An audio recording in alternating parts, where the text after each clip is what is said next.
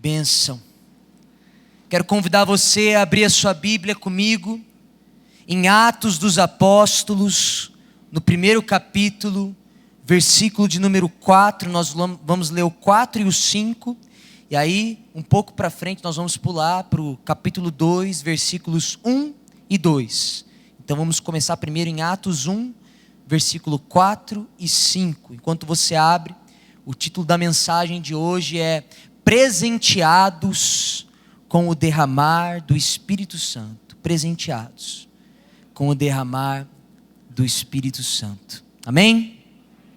A palavra de Deus diz em Atos, capítulo 1, versículo 4, o seguinte: E comendo com eles, deu-lhes esta ordem: Não se afastem de Jerusalém, mas esperem a promessa do Pai, a qual vocês ouviram de mim.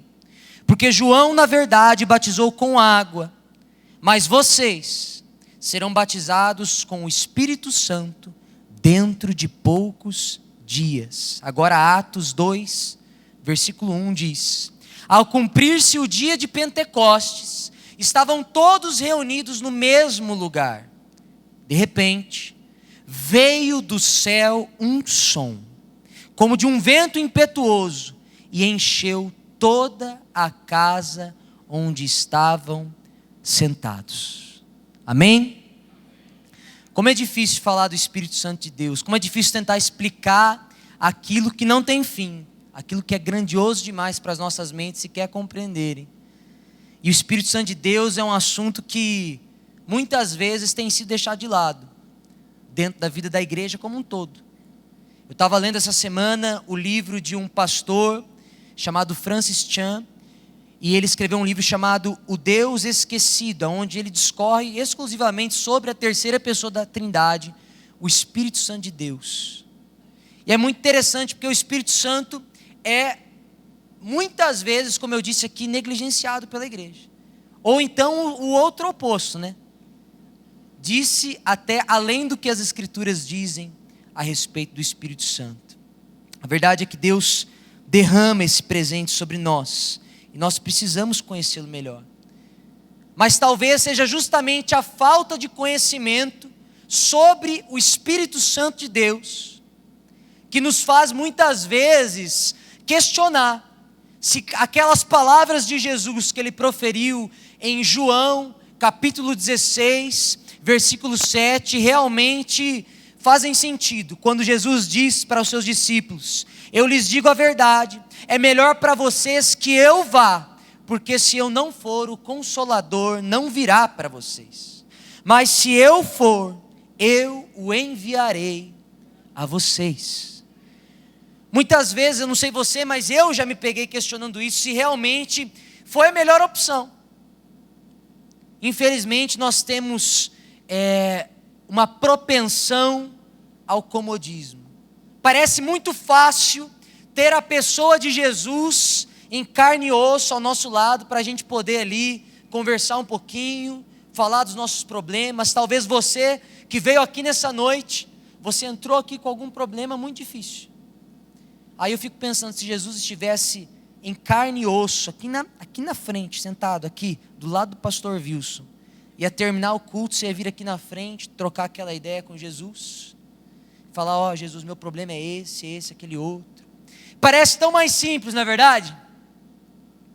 Só que Deus, Ele tem o melhor para nós. Deus, Ele vê e Ele enxerga além, e Ele percebe coisas as quais nós não percebemos.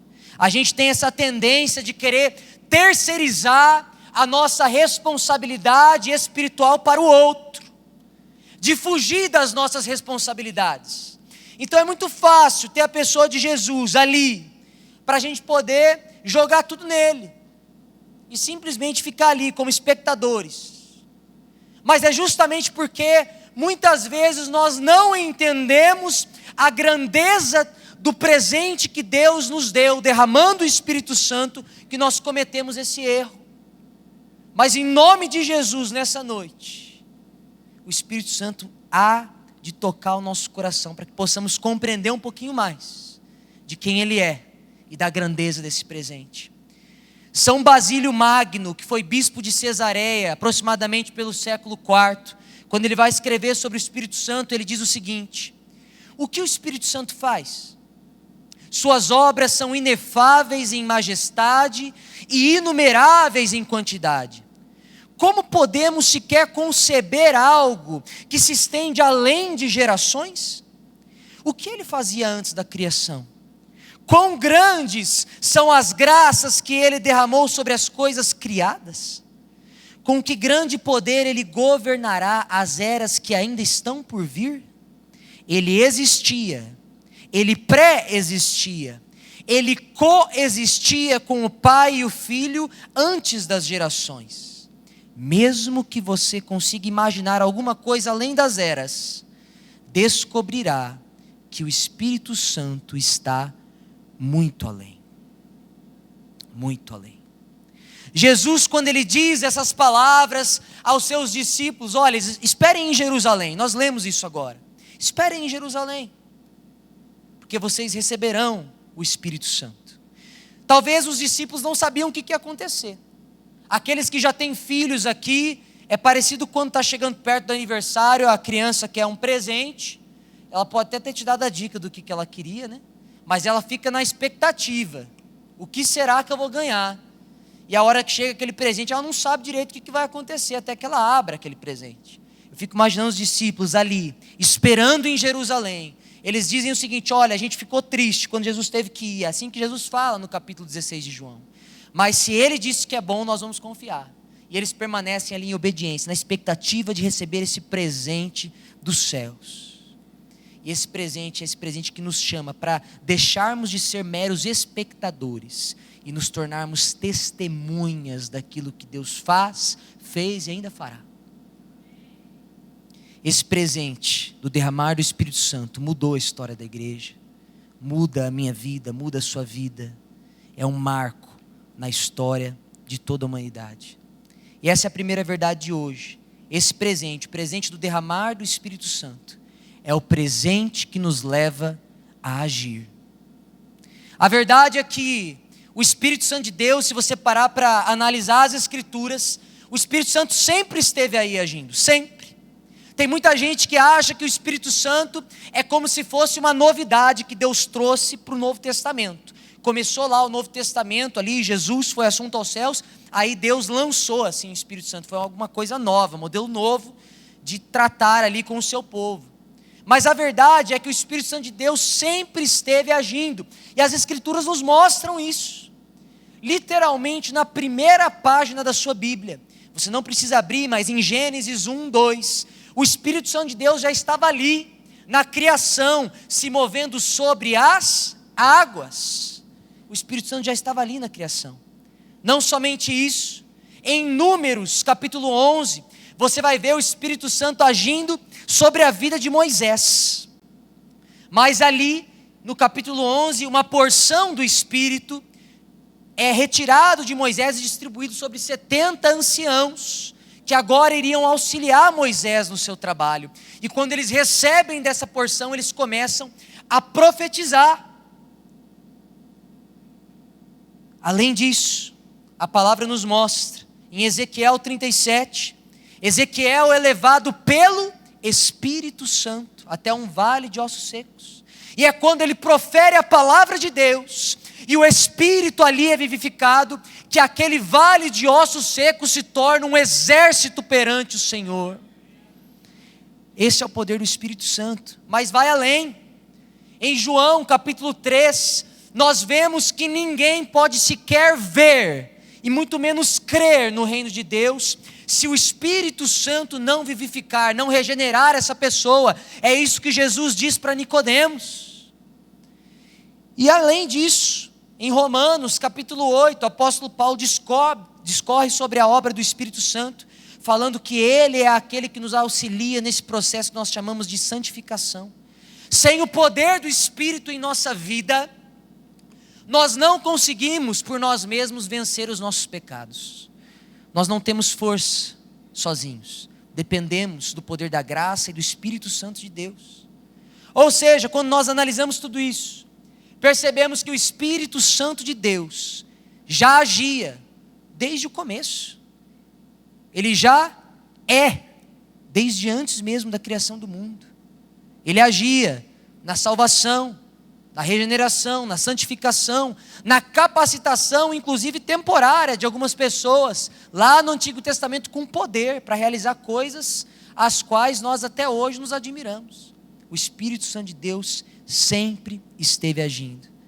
Mas a pergunta que fica é, se o Espírito Santo de Deus sempre esteve agindo, o que esse presente do derramar do Espírito Santo tem de especial? Se ele sempre esteve agindo, o que esse presente tem de especial? Por que a gente fala tanto disso? Por que a gente fala tanto de Atos dos Apóstolos, de Pentecostes? O que tem de mais se ele sempre esteve aí? E aí eu quero chamar a sua atenção para o capítulo 2 de Atos, a partir do versículo 17. Aqui, o apóstolo Pedro havia acabado de receber esse derramar do Espírito Santo. E ele levanta e ele cita aqui o profeta Joel. E as palavras são as seguintes, Atos 2,17, e acontecerá nos últimos dias, diz Deus, que derramarei o meu Espírito sobre toda a humanidade. Os filhos e as filhas de vocês profetizarão, os seus jovens terão visões, e os seus velhos sonharão, até sobre os meus servos e sobre as minhas servas derramarei o meu Espírito naqueles dias, e profetizarão, mostrarei prodígios em cima no céu, e sinais embaixo na terra, sangue, fogo e nuvens de fumaça. O sol se transformará em trevas e a lua em sangue, antes que venha o glorioso dia do Senhor. E acontecerá que todo aquele que invocar o nome do Senhor será salvo. Glória a Deus. Preste atenção, meu irmão, minha irmã. O derramar, o presente do derramar do Espírito Santo de Deus é algo maravilhoso, é especial, é diferente. Por quê? Porque se antes Deus, lá no Antigo Testamento, habitava entre o seu povo, seja no tabernáculo, no Santo dos Santos, seja no templo, seja na encarnação de Jesus Cristo, agora, quando Jesus é assunto aos céus e esse presente é derramado, Deus não mais habita entre nós, mas Ele habita em nós. A verdade, essa verdade que a palavra nos traz, deveria fazer você glorificar o Senhor. Deus Todo-Poderoso, o Espírito Santo de Deus, que é uma pessoa, que é eterno, que é santo, onipresente, onisciente, onipotente, Deus habita em nós. Em nós. A compreensão dessa verdade deveria fazer com que você, meu irmão, minha irmã, vivesse de forma diferente. Quantas vezes nós não nos vitimizamos na nossa vida espiritual? Enchemos a nossa vida espiritual de desculpas. Eu não consigo por causa disso, por causa daquilo, por causa daquele outro. Desculpa atrás de desculpa. Nós estamos, por exemplo, numa campanha, Minha Cidade para Cristo. Quantas desculpas será que você já não deu para você mesmo? Não, eu tenho vergonha, não consigo, não sei falar direito, não. Deus habita em você. Como que você pode dar uma desculpa dessa? A verdade é que Deus habita em nós precisa mudar o nosso jeito de viver. O mesmo Espírito de Deus que habitou em Jesus Cristo, o mesmo Espírito de Deus que capacitou Moisés, José, que capacitou os apóstolos, esse mesmo Espírito habita em nós. E se antes o Espírito Santo já atuava, muito mais agora, nessa era da graça, onde Ele é derramado sobre o corpo de Cristo de forma abundante.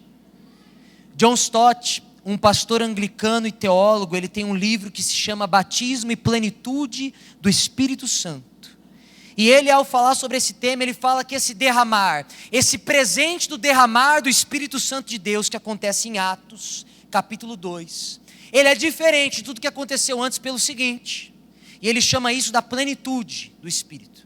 Ele fala que é diferente porque agora o Espírito Santo de Deus está sendo derramado sobre o corpo, sobre a igreja, de uma forma a empoderá-los, a testemunhar e a realmente exercer coisas as quais antes eles não conseguiam.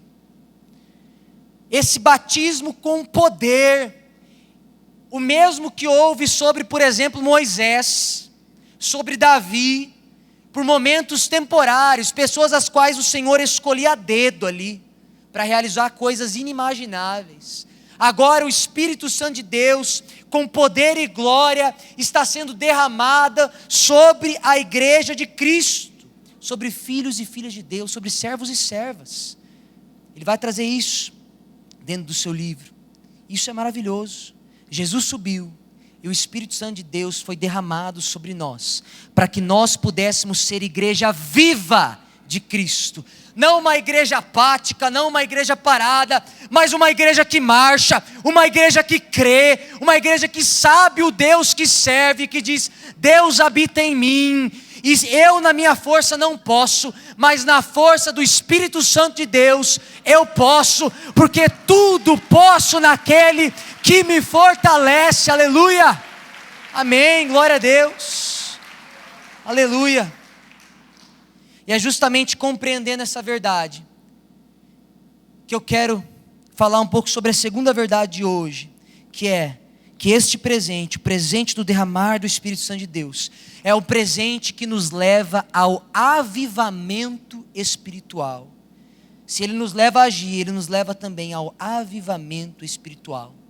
A palavra de Deus nos mostra que ao receber esse presente do derramar do Espírito, o apóstolo Pedro se levanta, e todos aqueles que estavam com ele também se levantam, e eles começam a anunciar o evangelho de Jesus Cristo morto e ressurreto, para todos que estavam ali. Eles começam a pregar, eles começam a evangelizar ali mesmo, e a palavra de Deus fala que eles se levantam e eles começam a falar, e ali na festa de Pentecostes haviam pessoas de nações diferentes, e aí eles começam a falar, e aí o alemão entende alemão, o japonês ouve em japonês, o coreano em coreano, e assim por diante. Eles começam a ouvir aquilo, eles ficam chocados com aquilo, com a manifestação do poder e da glória de Deus. É isso que o Espírito Santo faz, é isso que o Espírito Santo faz. E a palavra de Deus fala que aqueles homens, eles não conseguem se conter, quando eles recebem desse derramar do Espírito, quando é revelado isso a eles, eles não conseguem mais se conter, eles se levantam e começam a pregar, eles começam a falar, eles não conseguem ficar parados. E a palavra de Deus, ela nos fala sobre isso. Jonathan Edwards, um pastor e teólogo que participou do avivamento presbiteriano de 1740, ao escrever sobre esse avivamento, ele fala que é impossível que uma pessoa seja tocada pelo Espírito Santo de Deus e tenha uma revelação de quem Deus é e permaneça da mesma forma. É impossível, nem que seja uma faísca, nem que seja um pouquinho, a pessoa não consegue permanecer da mesma forma, não consegue. Eu falei hoje de manhã, quando estava ministrando esse sermão, que é parecido quando você bate de frente com um caminhão, você não vai sair da mesma forma, meu irmão.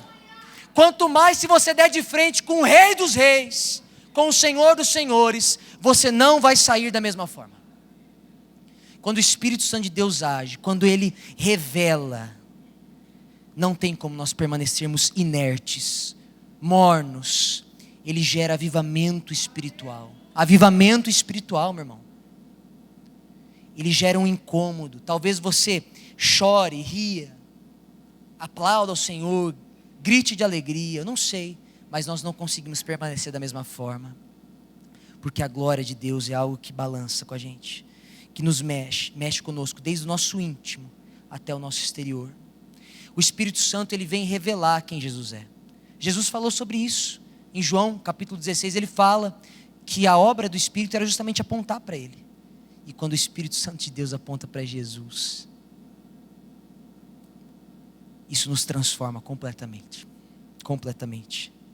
E aqueles homens e mulheres que estavam ali, ao ouvir a mensagem que o apóstolo Pedro estava falando, eles ficam impactados. O texto diz em Atos 2, 37 a 39, que depois que Pedro falou, quando ouviram isso, eles ficaram muito comovidos e perguntaram a Pedro e aos demais apóstolos: que faremos, irmãos? Pedro respondeu: arrependam-se e cada um de vocês seja batizado em nome de Jesus Cristo, para a remissão dos seus pecados, e vocês receberão o dom do Espírito Santo, porque a promessa, abra o seu ouvido, igreja, a promessa é para vocês, e para os seus filhos, e para todos os que ainda estão longe, isto é, para todos aqueles que o Senhor, o nosso Deus, chamar. A promessa é para todos nós, e foi a partir daí que a história de Atos começa a tomar rumos completamente gloriosos, porque o Espírito Santo entra em cena, e ele começa a se mover e mover a igreja de Cristo. Entenda uma coisa, meu irmão, minha irmã, esse processo que aconteceu com os discípulos de Cristo, é o processo que acontece com todos nós, é quando acontece esse processo, arrependimento, fé, testemunho, recebimento do dom do Espírito, que nós vivemos uma vida espiritual vivificada. Nós precisamos compreender essa verdade. E eu quero te fazer uma pergunta sincera. Quando você lê o livro de Atos, e você vê tudo aquilo que Deus realizou na igreja primitiva, ou quando você lê outros relatos bíblicos do mover do Espírito Santo, você fica contente com o estado atual da tua vida espiritual?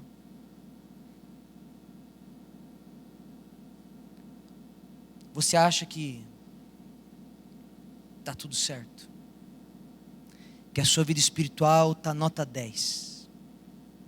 Ou você quer mais? Ou você deseja viver mais? Eu posso falar sobre mim. Eu desejo viver mais. Eu quero mais do Senhor. Eu quero esse transbordar do Espírito, aquilo que o John Stott chamou de plenitude. Aqui nessa série nós estamos falando desse transbordar do Espírito. Eu quero isso sobre a minha vida, cada vez mais. Porque de que adianta nós podemos fazer o louvor mais bonito, a mensagem mais preciosa do mundo, se o Espírito Santo de Deus não se mover, não tocar o nosso coração, se Deus não for glorificado, se Jesus não for revelado, se o Espírito Santo realmente não agir em nós, de que vale? Eu desejo viver isso. Esse presente, o derramar do Espírito Santo, ele vem para acabar com toda mornidão espiritual. Com toda mornidão espiritual. Mas como que a gente vai sequer clamar por esse presente, se a gente nem conhece ele direito? É como se a gente recebesse um presente, mas a gente deixasse ele fechado, embrulhado. Que utilidade tem? Por isso que a terceira verdade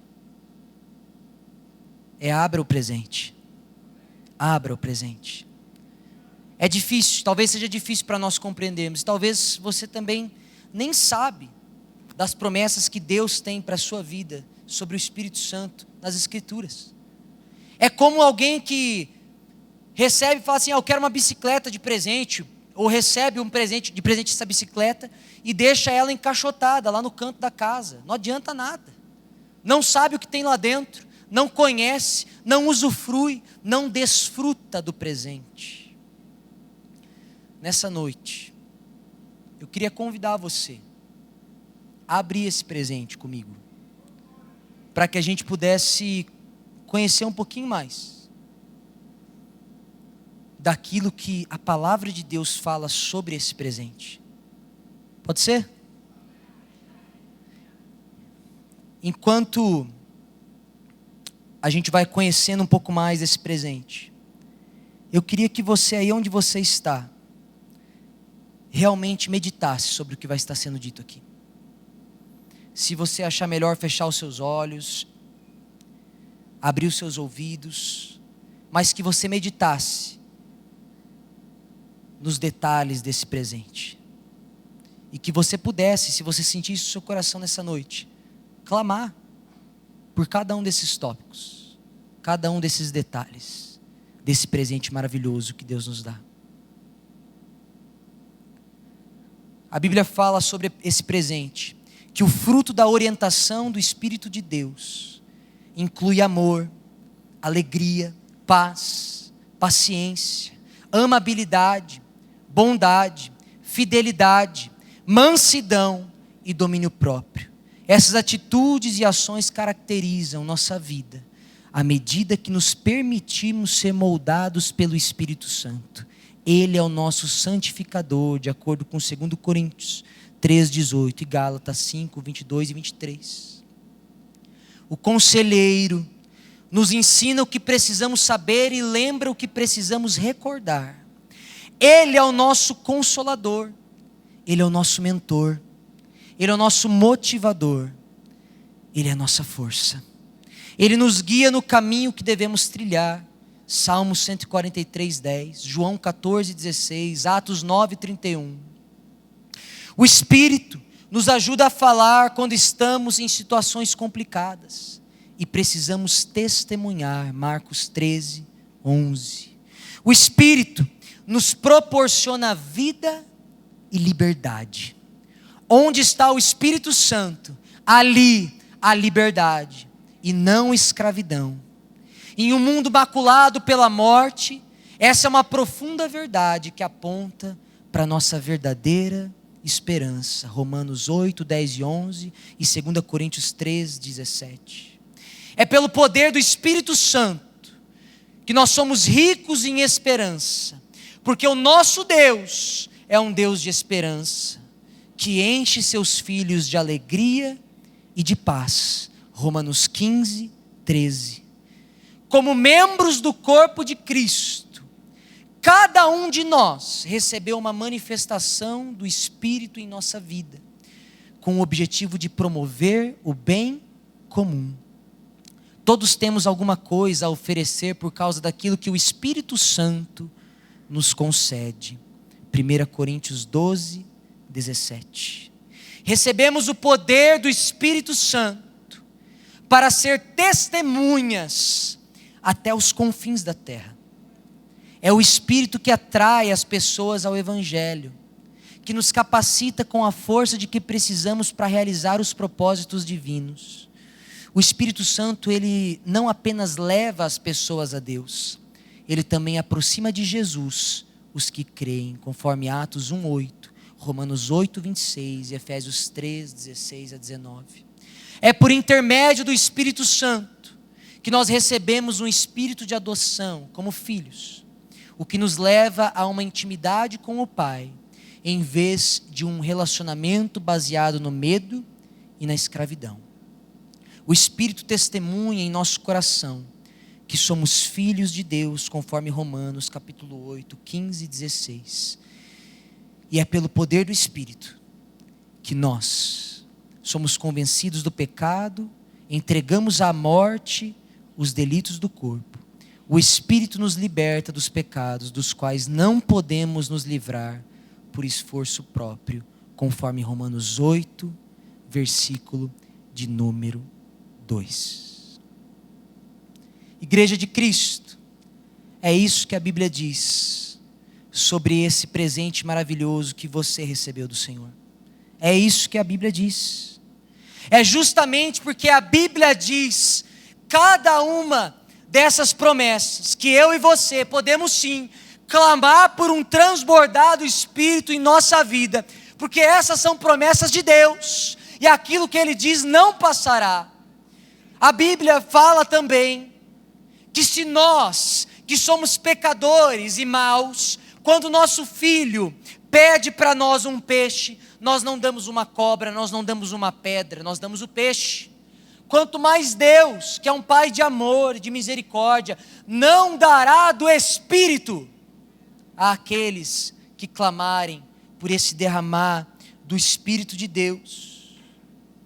Sabe, eu fico imaginando, se realmente todos nós, como igreja de Cristo, compreendêssemos essas verdades e clamássemos com todo o nosso coração, realmente tomando posse pela fé daquilo que Jesus já conquistou por nós naquela cruz, realmente tomássemos posse pela fé desse presente do derramar transbordante do Espírito Santo, como será que estaria hoje a igreja? Se Pedro, cheio do Espírito Santo, ao proclamar a verdade, 3.000 pessoas se renderam a Cristo naquele momento. Nós estamos aqui em muito mais do que apenas uma pessoa. Eu fico imaginando homens e mulheres cheios do Espírito Santo, abalando a cidade de Londrina, o estado do Paraná, o nosso país. Nós oramos e oramos sobre o nosso país, mas ei, Deus te chama para ser esse arauto da verdade, cheio do Espírito Santo de Deus, para ser esse elemento de mudança, através desse derramar do Espírito Santo de Deus sobre a nossa vida. A palavra de Deus fala que a criação aguarda a manifestação dos filhos de Deus. Eu quero ser um desses. Se você deseja também ser um desses, se você deseja também pela fé tomar posse desse transbordar do Espírito, apenas se você deseja, eu gostaria de te convidar a se colocar de pé, aí no seu lugar.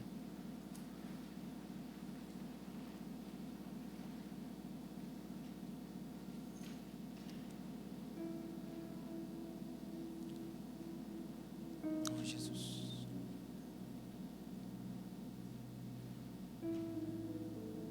Se realmente essa sua atitude reflete aquilo que está no teu coração, eu quero convidar você a colocar a mão sobre o seu coração. A palavra nos fala que o Espírito de Deus, Ele é santo. Ele não comunga com o pecado. Quando aquele povo pergunta para o apóstolo Pedro o que eles deveriam fazer, a primeira palavra é arrependam-se. Talvez nessa noite você precisa pedir perdão, arrepender-se de alguns caminhos. Talvez você nem conhecia esse presente de Deus para você. Que nessa noite você possa começar a clamar por esse derramar transbordante do Espírito Santo de Deus sobre a sua vida. Comece a clamar mesmo, abra teus lábios. Comece a conversar com o Senhor. Comece a clamar a Ele. É um tempo seu com Deus. Comece a clamar ao Senhor. Comece a abrir teu coração. Se você precisa pedir perdão por algo, peça perdão. Se você precisa se arrepender de algo, se arrependa nessa noite. Se você tem negligenciado o Espírito Santo de Deus, comece a clamar. Peça a Deus. Oh Jesus. Oh Jesus.